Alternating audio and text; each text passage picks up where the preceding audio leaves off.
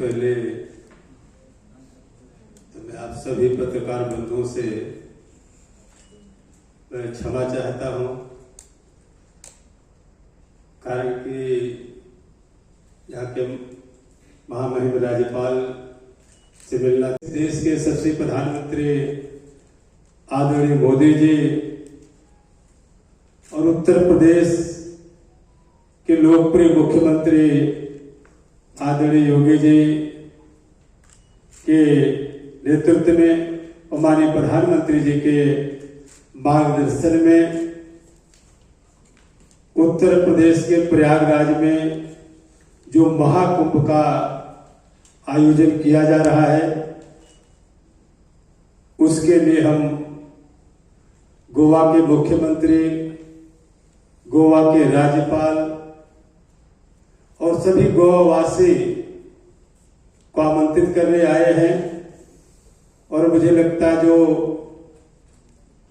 प्रदेश के मुख्यमंत्री आदरणीय योगी आदित्यनाथ जी की जो सोच और मंशा है, आपके माध्यम से जन जन तक पहुंचने में काफी हमें सहयोग मिलेगा।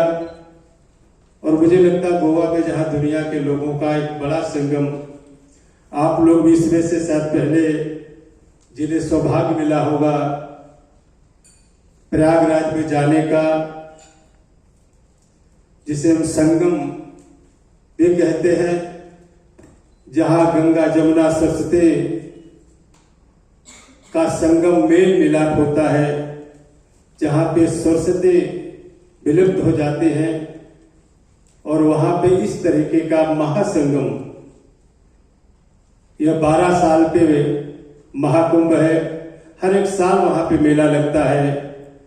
जो लोग इलाहाबाद वहां प्रयागराज गए होंगे, उसकी दिव्यता भव्यता को आप बखूबी देख रहे होंगे कि हर साल में मेला लगता है, उसे माघ मेला कहते हैं।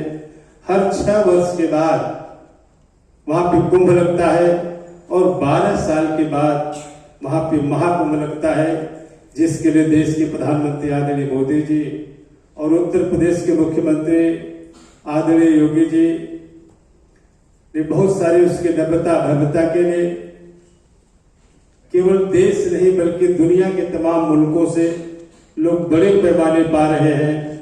और मुझे लगता है लगभग 45 करोड़ पूरी दुनिया से लोग यहाँ आने वाले हैं। पिछली बार भी जब कुंभ मेला लगा था तो बड़े पैमाने पे लोग वहां पहुंचे थे, संगम में डुबकी लगाए थे और यूनेस्को ने भी बड़ी तारीफ किया था। गिनीज बुक ऑफ वर्ल्ड में वो नाम दर्ज हुआ था। और इस बार जिस तरीके से डिजिटल महाकुंभ के बारे में विस्तार से हमारे लोकप्रिय मुख्यमंत्री ने काम किया है, तैयारी किया है, जिस तरीके से वहां के सुरक्षा स्वास्थ्य का विशेष रूप से ध्यान रखा गया है। और आप सबको पता है कि वहां पे जो त्रिवेणी संगम है, यूनेस्को द्वारा जिसको एक बहुत बड़ा हमें सिंबल प्राप्त हुआ, और महाकुंभ इस देश के यशस्वी प्रधानमंत्री का जो संकल्प है, एक भारत श्रेष्ठ भारत, जहां पे सभी लोगों का, और मैं कह सकता हूं दुनिया में रहने वाले वो सनातन जो स्वावलंबी है, धर्मावलंबी है, उनका सबसे बड़ा महासंगम होने जा रहा है। 13 फरवरी 25 से लेकर के 26 फरवरी 25 तक वहां बड़े पैमाने पर लोग पहुंच रहे हैं। और कुंभ मेला में केवल हम एक डुबकी लगा करके नहीं, बल्कि भारत के एकता का जो संदेश देने वाले हैं कि इस पृथ्वी पर लगने वाला अब तक का सबसे बड़ा आध्यात्मिक महासंगम है। और उसकी तैयारी के लिए और महाकुंभ की सुरक्षा के लिए, वहां के लोगों की सेहत के लिए भी उत्तर प्रदेश सरकार माननीय मुख्यमंत्री योगी आदित्यनाथ जी के नेतृत्व में पूरी सतर्कता बरत रही है। महाकुंभ जो है श्रद्धा का जो स्वरूप है ही। उत्तर प्रदेश जो डबल इंजन की जो सरकार है प्रधानमंत्री मोदी जी के मार्गदर्शन में, योगी जी के नेतृत्व में, और इस तरीके के दुर्बल और विशेष धार्मिक आयोजन महाकुंभ के सांस्कृतिक, आध्यात्मिक, पारंपरिक एवं पौराणिक पक्ष को अद्वितीय रूप से विश्व पटल पे स्थापित कर रही है। और इसीलिए आज हम सभी लोग आपके बीच में आए हैं और इस बार के आयोजन में यह जो महाकुंभ है, ये पूरी दुनिया और देश में चर्चा है कि बहुत ही भव्य होने जा रहा है, बहुत ही दिव्य होने जा रहा है। और इसलिए इस महाकुंभ को कितने विस्तार दिया गया है, इसकी सुरक्षा को लेकर के भी हम पूरे महाकुंभ में जहां 45 करोड़ पूरी दुनिया से आ रहे हैं, उसको 7 चक्र में पूरी तरीके से सुरक्षित रखा गया है। किसी प्रकार की कोई घटना दुर्घटना न घटे, इस पर पूरी तरीके से उत्तर प्रदेश के मुख्यमंत्री की पहले निगाहें भी है। वहां के सेहत स्वास्थ्य के लिए भी कई सौ बेड के हॉस्पिटल कई सेक्टर में बांट करके हमारे डॉक्टर नर्सों का पूरी तरीके से डिप्लॉय किया गया है। और इस अभियान में बच्चों के लिए भी विशेष ध्यान रखने का व्यवस्था है। इस संगम पिछली बार भी जिस तरीके से कुंभ का आयोजन किया गया था, दुनिया के तमाम मुल्कों के तमाम जो पर्यावरण के विशेषज्ञ थे, उन्होंने पहली बार वहां डुबकी लगा के संदेश दिया कि पूरी तरीके से यहाँ स्वच्छता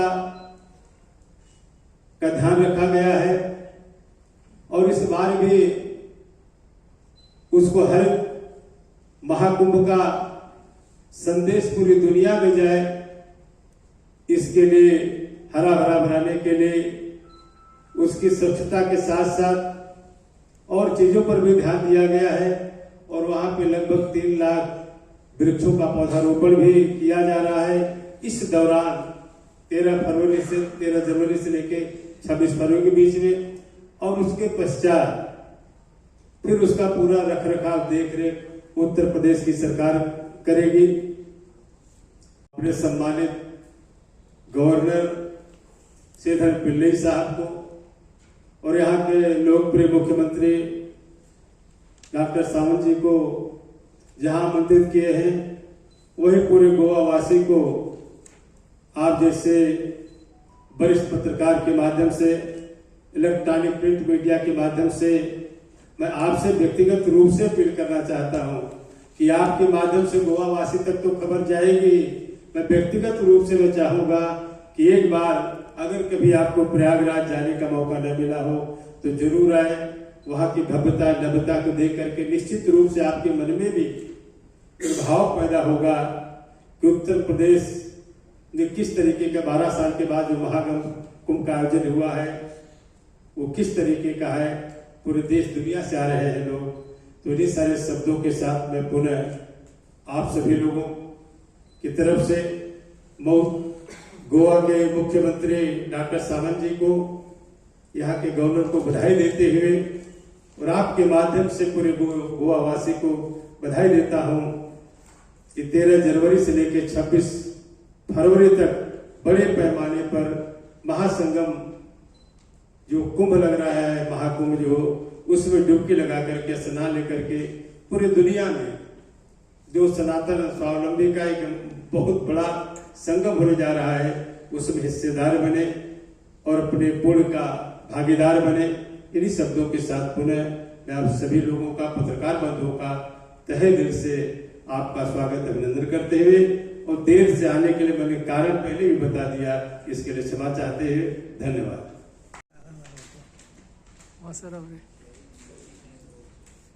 अपनी भारतवर्ष की सनातन सांस्कृतिक विरासत को देश के यशस्वी प्रधानमंत्री आदरणीय नरेंद्र मोदी जी और उत्तर प्रदेश के यशस्वी मुख्यमंत्री आदरणीय योगी आदित्यनाथ जी के नेतृत्व में सांस्कृतिक विरासत के साथ में देश का नाम दुनिया में रोशन हो रहा। 2025 महाकुंभ के सकुशल एवं निर्विघ्न आयोजन के दृष्टिगत कुंभ मेला का आयोजन, जिसमें लगभग 506 परियोजनाएं 6,382 करोड़ से अधिक की कार्यान्वित हो रही हैं।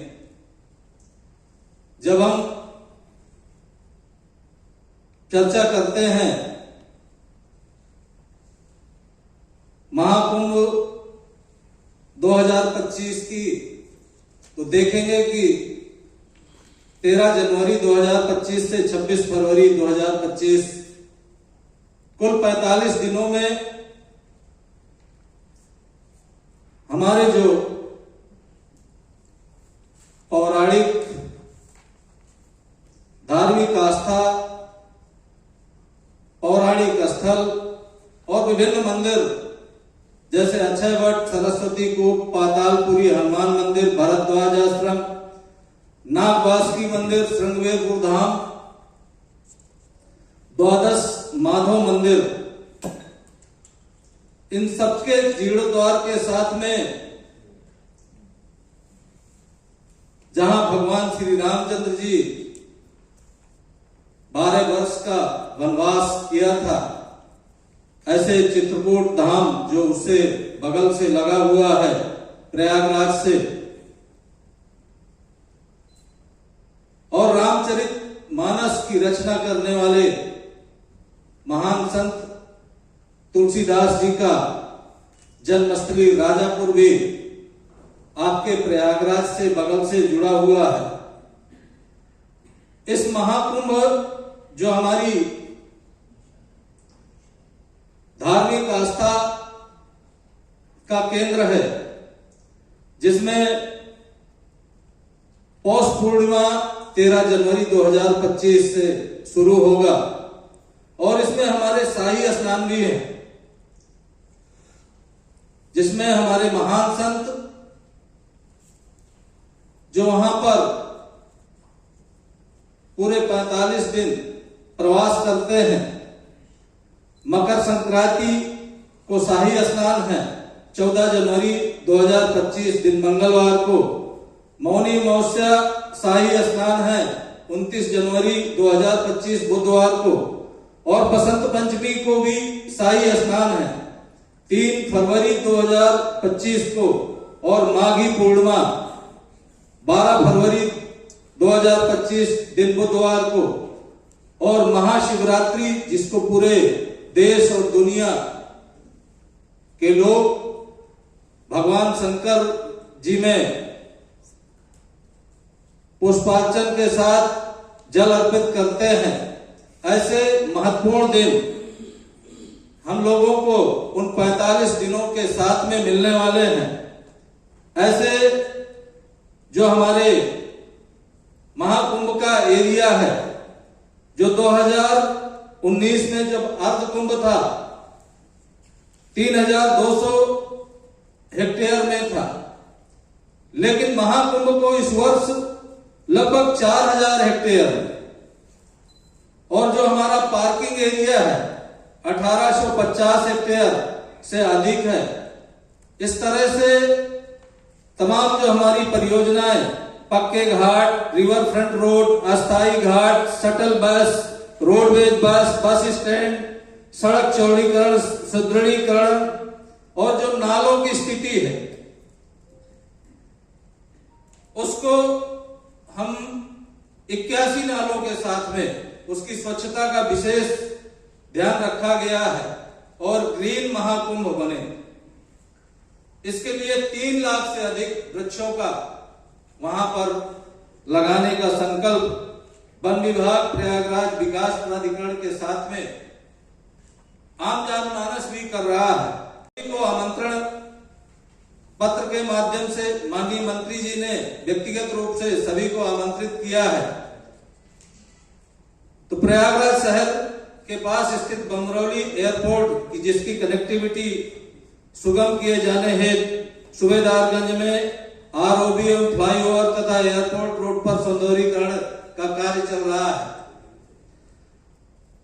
पर्यटन को बढ़ावा देने के लिए उत्तर प्रदेश सरकार ने और उसके दृष्टिगत टेंट सिटी, त्रिवेणी पुष्प, फ्लोटिंग रेस्टोरेंट, वाटर स्पोर्ट्स एवं स्पोर्ट्स कॉम्प्लेक्स का निर्माण किया जाना है।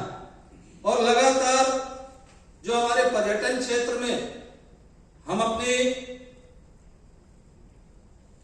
गंगा यमुना सरस्वती जो हमारा त्रिवेणी संगम है वहां पर संतों का प्रवचन, भक्तों की उपासना, आध्यात्मिक लीलाएं अलौकिक आनंद की अनुभूति कराती है। सामाजिक समरसता और एकता का ये महापर्व है।